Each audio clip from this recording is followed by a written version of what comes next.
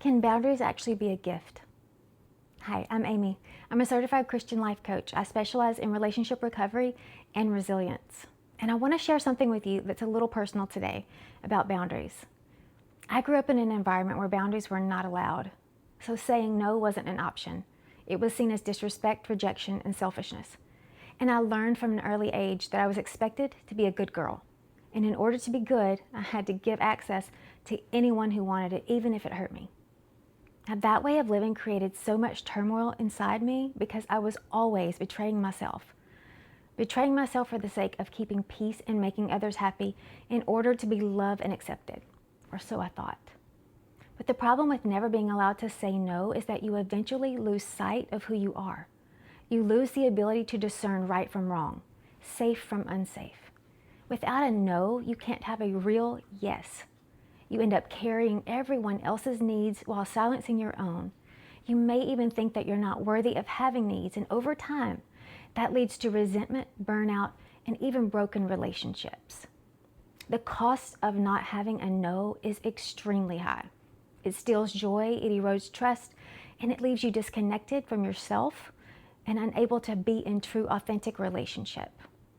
Learning to set boundaries as an adult, you guys, that was so hard for me. It felt so scary. Definitely at first.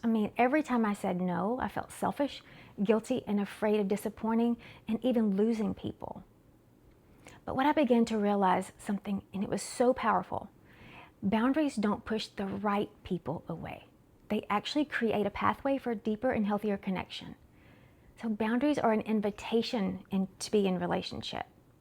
They say this is how we can thrive together in relationship well. They aren't walls that shut people out. They're doors that open to safe, authentic connection. And boundaries allow us to love without resentment, give without depletion, and stay in relationship without losing ourselves. Now here's the truth. Boundaries actually enrich relationships because they're rooted in honesty. When you know where I stand, you can trust my yes. And when I know I'm free to say no safely, my love is no longer driven by fear. It's given from a genuine place. And that's where true intimacy grows. And here's the part I had to learn the hard way. Setting boundaries is the kindest thing you can do for yourself and for the people you love, because it's not rejection, it's protection. Protection of your heart, your peace, and the relationships that matter most.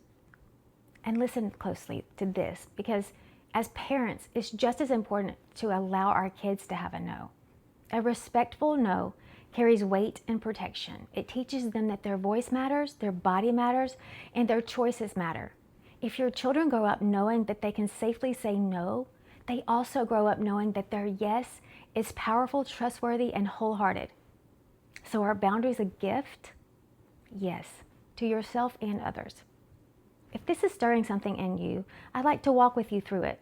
This is the work I do as a Christian life coach. I help people recover their voice, find their strength, and rebuild relationships on a foundation of honesty and trust. If you're ready to stop feeling guilty for saying no and start experiencing the gift of healthy connection, let's talk. You don't have to walk this alone.